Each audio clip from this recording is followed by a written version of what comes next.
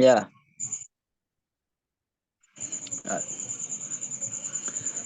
Bismillahirrahmanirrahim. Assalamualaikum warahmatullahi wabarakatuh.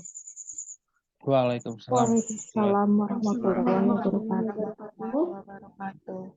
Perkenalkan, kami dari mahasiswa PPG Prajabatan UMS 2022. Di sini kami akan memaparkan hasil diskusi kami atau mempresentasikan hasil diskusi kami tentang sejarah pendidikan Islam di Sumatera pada masa pra dan pasca kemerdekaan.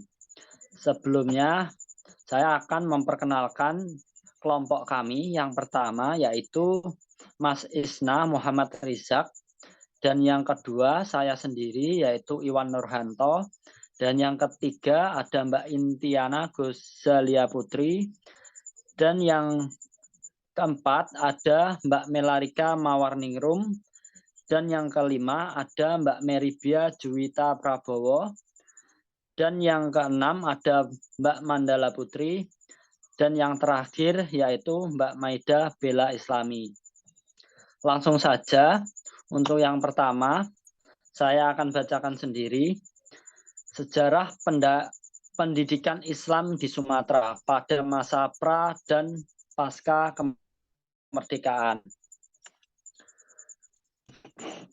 yaitu Kerajaan Samudra Pasai. Kerajaan ini berdiri pada abad ke-10 Masehi, tahun 1345 Masehi. Pengembara dari Maroko bernama Ibnu Batutah singgah di Kerajaan Pasai, sehingga beliau mengemukakan sistem pendidikan sebagai berikut. Yang pertama, materi pendidikan dan pengajaran agama bidang syariat ialah fikih mazhab Syafi'i. Dan yang kedua, sistem pendidikannya secara informal, berupa majelis taklim dan halaqah.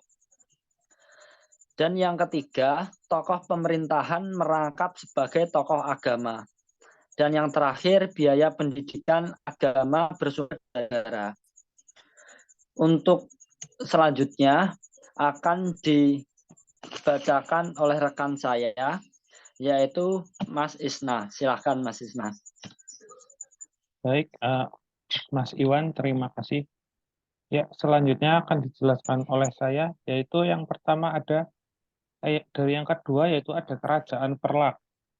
Nah, Kerajaan Perlak dipimpin oleh Sultan Mahdum Alauddin Muhammad Amin pada tahun 1243 sampai 1267 Masehi. Terdapat lembaga pendidikan tertinggi, yaitu Majelis Taklim Tinggi. Pada Majelis Taklim ini diajarkan kitab-kitab agama yang berbobot, seperti kitab Al-Um, karangan Imam Syafi'i.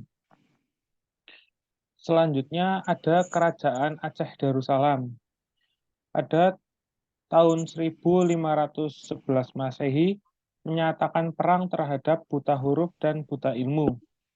Lembaga pendidikan ini meliputi Balai Seutia Hukuma, kemudian ada Balai Seutia Ulama, dan Balai Jamaah, Himpunan Ulama. Kemudian jenjang pendidikannya meliputi Meunasah atau madrasah, kemudian ada Rangkang, ada Dayah, dan Dayah Tekucik. Sekian yang saya jelaskan, kemudian akan dilanjutkan oleh Mbak Intiana. Pada Mbak Intiana, monggo dipersilakan. Ya. Ya, selanjutnya di Minangkabau. Sebelum tahun 1900, sistem pendidikan Holaqola dan Majelis Taklim, lembaga pendidikan berbentuk madrasah. Kemudian pengajian Al-Quran sebagai pendidikan Islam pertama dan pengajian kitab diajarkan setelah mampu membaca Al-Quran. Kemudian pada tahun 1909 sampai 1930 lahir madrasah-madrasah dengan sistem baru atau klasikal. Sekolah pertama yang menggunakan sistem ini adalah sekolah Adabiyah. Kemudian pada tahun 1945 sampai 1959, sekolah-sekolah resmi dimasukkan dan guru-guru agama ditetapkan. Selanjutnya, Mas.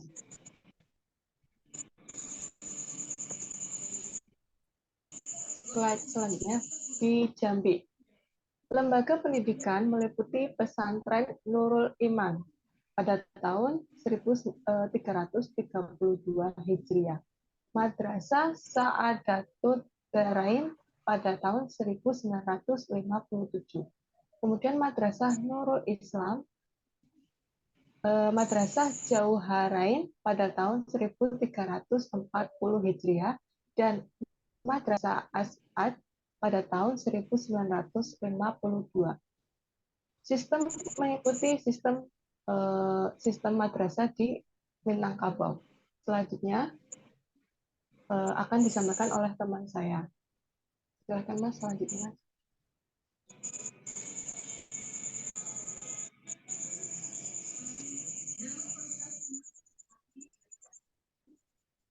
Selanjutnya adalah Aceh. Sejak masuknya Islam ke Aceh tahun 1290 Masehi, pendidikan Islam lahir dan tumbuh subur. Pada tahun 1873 sampai dengan 1904, terjadi peperangan dan pendidikan Islam di Aceh menjadi terbengkalai. Setelah perang selesai, pendidikan Islam berkembang kembali hingga mengalami pembaharuan mulai dari rencana pengajaran sampai pembagian tingkat atau kelas. Selanjutnya,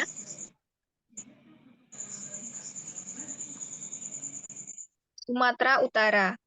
Lembaga pendidikan meliputi pesantren Syekh Hasan Masrum di Medan tahun 1916 Masehi, pesantren Syekh Abdul Wahab Sungai Lumut, Panai Labuhan Pilik, pesantren atau Madrasah Abdul Hamid Tanjung Balai, Asahan, dan pesantren Syekh Sulaiman At-Tambushi Kualu.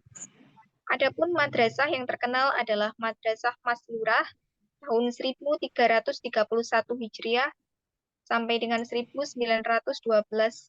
Masehi, Madrasah Aziziyah 1923 Masehi, Madrasah Libanat, dan Maktab Islamiyah Tapanuli Medan 1336 Hijriah sampai dengan 1918 Masehi.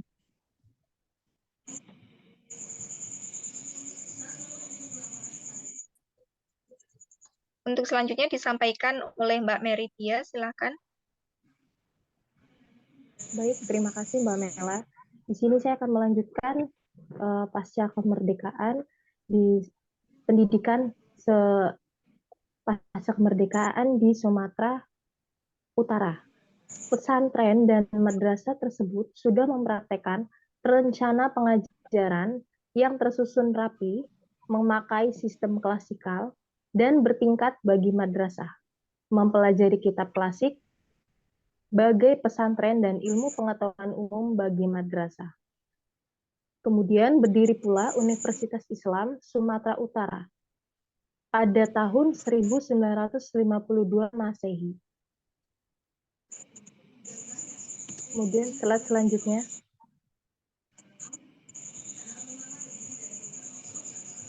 Sudah, Mbak. Di Sumatera Selatan, lembaga pendidikan di Palembang pada tahun 1930-an meliputi Madrasah Al-Ihsan 10 ilir, Madrasah Arabiah 13 ulu, Madrasah Nulur Falah, Madrasah Muhammadiyah, Madrasah Darul Funun, dan Madrasah Ma'had Islami. Selain dalam format madrasah, lembaga pendidikan Islam di Palembang juga muncul dalam format sekolah umum ala Belanda yang dinamakan Sekolah Islam. Telah berdiri Perguruan Tinggi Palembang di Sumatera Selatan pada tahun 1957 Masehi. Baik, terima kasih. Selanjutnya akan disampaikan oleh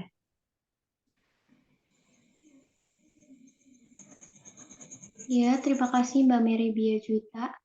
Berikutnya adalah sejarah pendidikan Islam di Sumatera pasca kemerdekaan. Dimulai pada tahun 1976, Madrasah Ibtidaiyah, Tsanawiyah, dan Aliyah masing-masing ditetapkan dengan surat keputusan Menteri Agama nomor 73, nomor 74, dan nomor 75 pada tahun 1976 tertanggal 29 Desember 1976. Kemudian fase Orde Baru di samping IAIN juga ditingkatkan menjadi Pascasarjana baik program Strata 2 atau S2 maupun Strata 3 atau S3 dengan tetap memakai nama IAIN Imam Bonjol Padang. Berikutnya akan disampaikan oleh rekan saya yaitu Mbak Maida Bella Islami. Monggo silakan. Terima kasih Mbak Mandala atas waktunya. Selanjutnya ada sejarah pendidikan Islam di Sumatera pasca kemerdekaan. Berdiri 2 buah perguruan tinggi negeri di bawah pengelolaan pemerintah, seperti Sekolah Tinggi Agama Islam Bukit Tinggi, Sekolah Tinggi Agama Islam Negeri Batu Sangkar, bahkan pada era reformasi kemajuan lebih ditingkatkan lagi, sehingga tahun 2014 dengan Peraturan Presiden Nomor 181 tahun 2014, tanggal 18 Desember 2014, Sekolah Tinggi Agama Islam Negeri Bukit Tinggi berubah menjadi IAIN Bukit Tinggi. Disusul kemudian dengan Peraturan Presiden Nomor 147 Tahun 2015. Sekolah Tinggi Agama Islam Batu Sangkar berubah menjadi IAIN Batu Sangkar.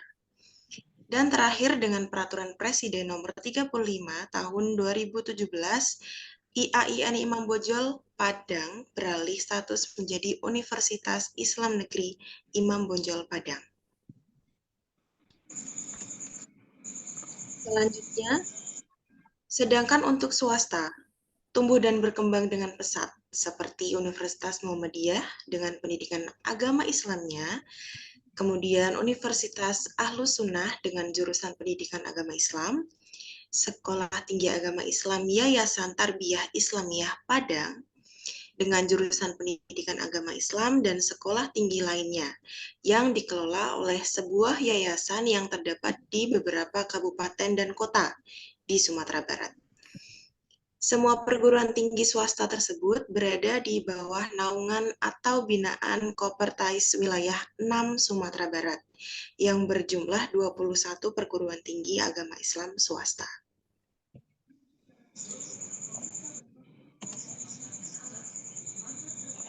Dari yang sudah kami paparkan tadi, kami dapatkan atau bersumber dari yang pertama karya dari Saharman tahun 2017, Sejarah Pendidikan Islam di Minangkabau, Majalah Ilmiah Tabuah, kemudian dari Syahrudin dan Heri tahun 2019, Sejarah Pendidikan Indonesia, Banjarmasin, Program Studi Pendidikan Sejarah Fakultas Keguruan dan Ilmu Pendidikan, Universitas Lambung Mangkurat.